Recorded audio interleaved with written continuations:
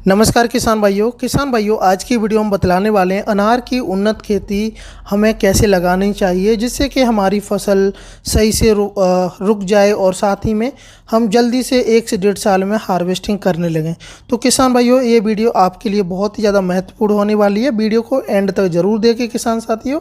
साथ ही में किसान भाइयों मेरा आपसे निवेदन है, अगर हमारे चैनल पर पहली बार विजिट करें तो चैनल को ज़रूर सब्सक्राइब करें जिससे कि वीडियो की नोटिफिकेशन भी आप दबा के रखेंगे, जिससे आने वाली वीडियो की नोटिफिकेशन सबसे पहले देखने को मिल जाएंगे। मैं हूं आपका दोस्त विजय और आप देख रहे हैं अपना यूट्यूब चैनल वीएन फार्मिंग। जैसे कि किसान भाइयों अगर हम बात करें समय की, अनार की खेती की जो उन्नत समय होता है किसान भाइयों 2 साल में 2 बार आप लगा सकते हैं, जो कि बहुत ही महत्वपूर्ण समय होता है। खरीफ के लिए जैसे बात करें, अगर खरीफ में लगाना है तो जुलाई से लेकर के अगस्त के महीने तक आप लगा सकते हैं। वहीं पर जायद के मौसम की बात करें तो फरवरी और मार्च के महीने में आप इन पौधों की रोपाई कर सकते हैं। साथ ही में किसान भाइयों बात करेंगे नर्सरी किस तरीके की होनी चाहिए, या फिर हमें बाहर से कहीं परचेज करके अगर करना है तो किस तरीके से करना चाहिए। साथ ही में गड्ढे हमें कब और कैसे कितनी गहराई रखना चाहिए, तो सारा आपको A to Z वीडियो में आपको मिलने वाला है किसान भाइयों। जलवायु की बात करें किसान भाइयों और तापमान की, अनार की खेती एक उष्ण एवं आर्द्र शुष्क की जलवायु की फसल है किसान भाइयों। सबसे ज़्यादा अगर बात करें अनार की खेती उगाए जाने वाला राष्ट्र, तो किसान भाइयों आप मान के चलिए सबसे ज़्यादा महाराष्ट्र में सबसे ज़्यादा अनार की खेती की जाती है। बाकी के स्टेटों में भी किया जाता है लेकिन सबसे ज़्यादा महाराष्ट्र में उगाया जाता है। वहीं पर तापमान की बात करें तो कम से कम तापमान 10 से 12 होना चाहिए, और मैक्सिमम तापमान की बात करें 40 से 42 तक अगर रहता है पौध की रोपाई करते समय कोई प्रॉब्लम की बात नहीं होती है।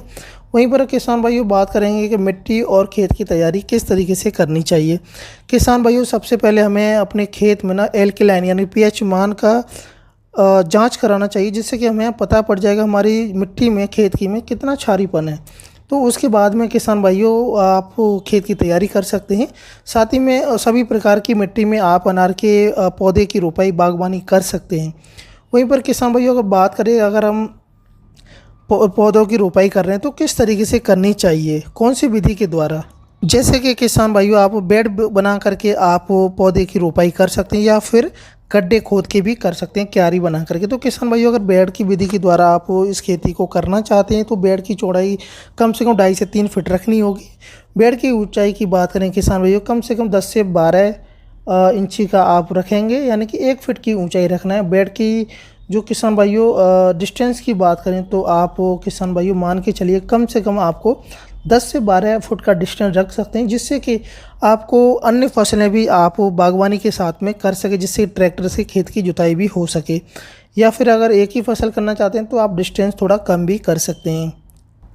उन्नत किस्मों के बारे में बात करें किसान भाइयों तो काफ़ी अच्छी वैरायटी है। नंबर 1 की बात करूं किसान भाइयों तो आप ज्योति और मृदुला को लगा सकते हैं, काफ़ी अच्छा उत्पादन देने वाली हैं, जल्दी से हार्वेस्टिंग कर सकते हैं आप।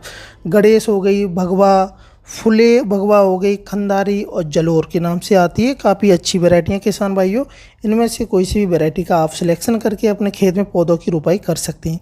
वहीं पर किसान भाइयों प्लांटेशन की बात करें, किस तरीके से प्लांटेशन करना चाहिए, तो किसान भाइयों जैसे कि हमने पहले बताया आपको डिस्टेंस के बारे में, अगर हम क्यारी बना करके करते हैं या फिर गड्ढे खोद के कर रहे हैं तो लाइन से लाइन की दूरी आप किसान भाई 10 से 12 फीट रख सकते हैं। वहीं पर प्लांट से प्लांट का डिस्टेंस की बात करें तो 6 से 7 फीट की दूरी पे आप रख सकते हैं। और गड्ढे की बात करें किसान भाइयों 1x1 का आपको गड्ढा खोदना है। गहराई की बात करें तो 1 फीट कम से कम होना चाहिए। वहीं पर किसान भाइयों फर्टिलाइज़र और खादों की बात करें तो जब आप गड्ढे खोदते हैं तो उस समय आप गोबर की खाद डाल दें, जिससे कि जो आपकी सॉइल में उर्वर शक्ति बढ़ाने का बहुत ही ज़्यादा काम करता है। तो आप मान के चलिए किसान भाइयों एक खड्डे में आप कम से कम 5 से 6 किलोग्राम गोबर की खाद डालेंगे। वहीं पर सिंगल सुपर फास्फेट 100 ग्राम डालेंगे। साथ ही में किसान भाइयों अगर सरसों की खली आपके पास अवेलेबल है तो आप 150 से 200 ग्राम आप प्रति पौधे की दर से आप डालेंगे। वहीं पर डीएपी का भी प्रयोग कर सकते हैं, 25 से 50 ग्राम आप डीएपी का प्रयोग करेंगे। जब किसी के किसान भाइयों पौधे रोपने से पहले आपको 20 से 25 दिनों तक आप गड्ढे को खोद कर डाल दें और उसमें खाद सब सारे डाल दें, जिससे कि जो आपके खाद में जो इंसेक्टिसाइड किलर होंगे वो सारे मर जाएंगे रासायनिक खादों के द्वारा। वहीं पर किसान भाइयों सिंचाई की बात करें तो सिंचाई की आप नॉर्मल विधि के द्वारा या स्प्रिंकल विधि होती है, ड्रिप इरिगेशन सिस्टम भी आप लगा सकते हैं। अगर आपके पास में बजट अच्छा है तो दोनों में से कोई सा भी आप लगा सकते हैं। वहीं पर किसान भाइयों बात कर देंगे हम कौन कौन से रोग देखने को मिलते हैं। जैसे कि किसान भाइयों अगर आपका पौधा सूखने लगा है तो आप समझिए बिल्ट रोग आपकी फसल में आ गया है, तो उसके लिए किसान भाइयों आपको रासायनिक दवा का स्प्रे करना पड़ेगा। ट्राइकोडर्मा आता है जो कि 500 ग्राम आप लेंगे और कम से कम किसान भाइयों 100 से 200 आप लीटर में पानी में घोल के आप पेड़ों की जो पौधे होंगे उनकी जड़ों में ड्रेंचिंग करना है किसान भाई, जिससे कि जो सूखने वाली बीमारी है वो ख़त्म हो जाएगी। दूसरे रोग की बात करें पाउडरी मिलड्रॉप के नाम से आता है। इसके लिए किसान भाइयों बायर कंपनी की फॉलिसर रासायनिक दवा आती है जो कि आपको 20 ml लेना है किसान भाइयों, प्रति लीटर पानी में घोल करके आप स्प्रे कर सकते हैं पौधे के ऊपर। वहीं पर किसान भाइयों फल फूल की अगर ड्रॉपिंग हो रही है तो उस कंडीशन में किसान भाइयों आपको बायर की फ्लेनोफिक्स आती है 5 ml लेंगे और गोदरेज की अनारिका आती है 8 से 10 ml लेंगे। उसका 15 लीटर पानी में घोल बनाएंगे, उसके बाद में आप पौधे पर स्प्रे कर देंगे, जिससे कि फल और फूलों की जो गिरने की जो बीमारी है तो वो रुक जाएगी। वहीं पर रस चूसक जैसी बीमारी के लिए आप UPL कंपनी का लांसर गोल्ड आता है 35 ग्राम लेंगे और किसान भाइयों पौधे के ऊपर स्प्रे आप कर देंगे। वहीं पर हर इल्ली की बात करें तो बायर कंपनी की सोलोमोन आती है 12 ml लेंगे, उसका घोल बना करके आप 15 लीटर में आप घोल बना करके स्प्रे कर देंगे। किसान भाइयों बात करते हैं फर्टिलाइज़र शेड्यूल की, तो प्रथम आपको खाद किसान भाई जैसे कि 5 से 6 महीने हो जाते हैं, उसके बाद में आप जैसे यूरिया DAP MOP गोबर की खाद का प्रयोग कर सकते हैं किसान भाइयों। अगर मैं बात करूं तो किसान भाई प्रति पौधे की दर से तो आप यूरिया 100 से 150 ग्राम डाल सकते हैं, DAP 50 से 100 ग्राम, वहीं पर MOP की बात करूं तो 50 से 100 ग्राम डाल दीजिए। गोबर की खाद की बात करें तो किसान भाइयों 3 से 5 किलोग्राम आप प्रति पौधे की दर से आप गोबर की खाद भी डाल सकते हैं। वहीं पर दूसरी और तीसरी साल में भी आप इन्हीं खादों का प्रयोग कर सकते हैं, जिससे कि पौधे में ग्रोथ बना रहेगा, उसको प्रोटीन मिलती रहेगी तो आपको उत्पादन भी जल्दी से देने लगेगा किसान भाइयों।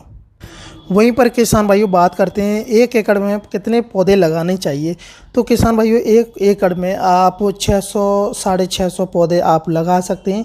वहीं पर अगर हम लागत की बात करें किसान भाइयों तो आपकी लागत कम से कम किसान भाइयों प्रति एकड़ में 50 से 70 हज़ार स्टार्टिंग में आ जाएगी। वहीं पर प्रॉफिट की बात करें किसान भाइयों तो आप पहली साल से ही आप उत्पादन लेने लगेंगे, तो इससे कि किसान भाइयों आप एक बार पौधे लगाएंगे तो 4 से 5 साल तक आपका अच्छा खासा उत्पादन ले लेंगे, जिससे कि आपको हर साल 1 एकड़ से कम से 2.5 से 3 लाख रुपए का मुनाफा हो सकता है किसान भाइयों।